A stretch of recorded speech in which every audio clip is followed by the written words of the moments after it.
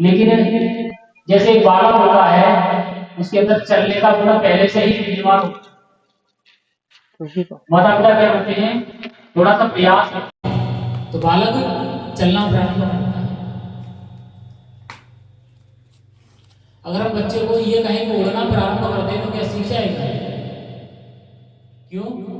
क्योंकि अंदर उसके अंदर उड़ने का गुण नहीं है। बालक के अंदर, मनुष्य के अंदर चलने का गुण होता है।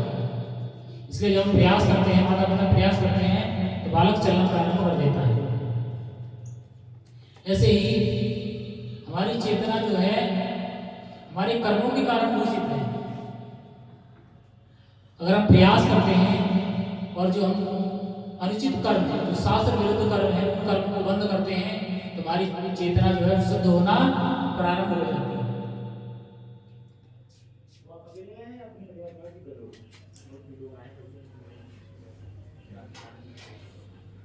कलुषित चेतना क्या है, यानी अशुद्ध चेतना क्या है?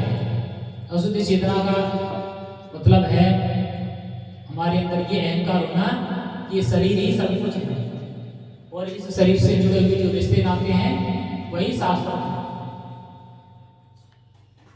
हम ये सोच लेते हैं और इसी चेतना को सब कुछ मान लेते हैं। और क्या सोचते हैं? मैं ही भोगता हूं, भोग करने वाला मैं ही हूं।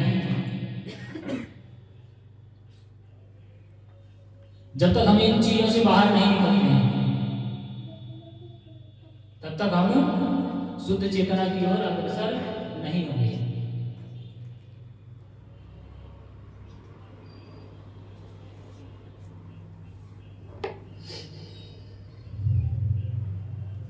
और इन सब चीजों का अभ्यास हम कैसे कर सकते हैं? इसके अंतर्गत हमें ये अभ्यास करना है, भगवान का भजन करना, अपनी चेतना को शुद्ध करना, जो निषेध काम है उनको त्यागना, जो भगवान ने शास्त्र अनुचित कार्य बताए हैं उनको करना।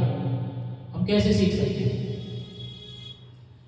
ये सब चीजें प्रैक्टिकल का विषय नहीं है कि हम आज प्रैक्टिकल करेंगे, आज हमने पाप कर्म किया उसका क्या फल मिलेगा, फिर उसको सीख के तो हम उस कर्म को छोड़ेंगे। इसके लिए हमारे पास समय नहीं है। फिर क्या करना है?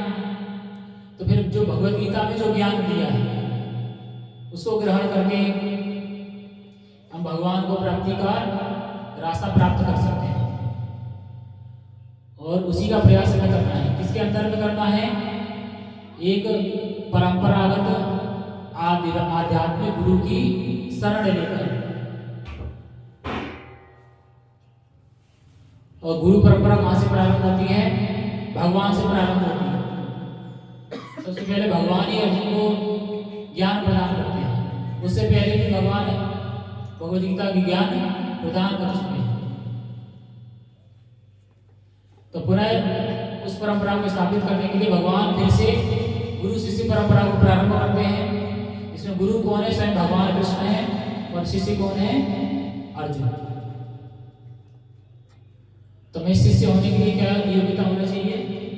श्रद्धा और आज्ञाकारी।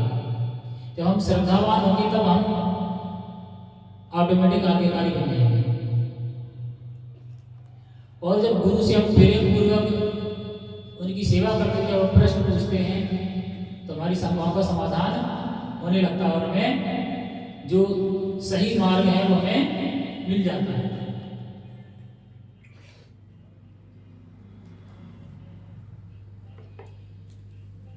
गीता को वैदिक ज्ञान की सर्वाधिक पूर्ण प्रस्तुति मानना चाहिए। गीता को क्या कहा गया है? समस्त शास्त्रों का सार।